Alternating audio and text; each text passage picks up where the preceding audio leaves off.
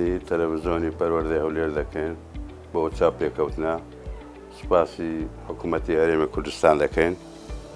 تەبعاً قوتابخانەی ئێمە ساڵی 2006 دروست کراوە و هەتا ئێستا نۆژەنکردنەوەی بەس لەوانەیە یەک جار بەس سبوو کرایتەوە و دەستخۆشی لە وەزیری حکوومەتی هەرێم دەکەین، دەستخۆشی لە بەڕێوەبەری گشتی پەروەردەی هەولێر دەکەین، دەستخۆشی لە بەڕێوەبەری پەروەردەی ناوەند مامۆستا دلێر دەکەین کە من ساڵی 2020 دەست بەکار بووم لە قوتابخانەیە. ڕاستە هەندێک کەم و کوڕیا بوو بەس نووسراوما کرد، تەقریبەن زۆربەی کەم و کوڕەکان چاکرایە و نۆژەن کرایەوە.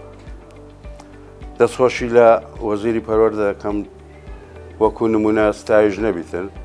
ساڵی 2020 کە دەست بەکار بووم لێرە لە قوتابخانەیە، ساڵی 2021 بوو بە شەخسی تەلەفۆنی لە بۆ من کرد لە بۆ بابەتە چی کە نەخوێنرا بوو، کۆپڵەیەک شەعر تێدا نەبوو، شەخسی تەلەفۆن ئەوە بە دیار دەکات کە بەڕێز جەنابی وەزیری پەروەردە خەمخۆرە.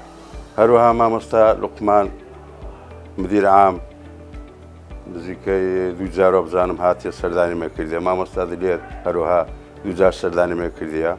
ئێمەش داوای ئەو نۆژەکردنی ئەو دیوارەمان کرد، ئەو سیاجەمان کرد کە 120 مەتر درێژیتی. بە خۆشحاڵیەوە نۆژەکردنەوەکان ئەنجامدا، بەڕاستی شتێکی باش بوو. دەرکات چەند لۆکردین ئەویش وە بزانم 5 مەتر بە 3 مەترە. دەستخۆشی لە حکوومەتی هەرێم دەکەین بۆ ئەنجامدانی ئەم کارە. زۆر سپاس. من قوتابی ئەحمەد مەناو محەممەد خورشید پۆلینۆی ئەلف لە قوتابخانەی مناڵەتی پایتەختی مناڵەتی دەخوێنم.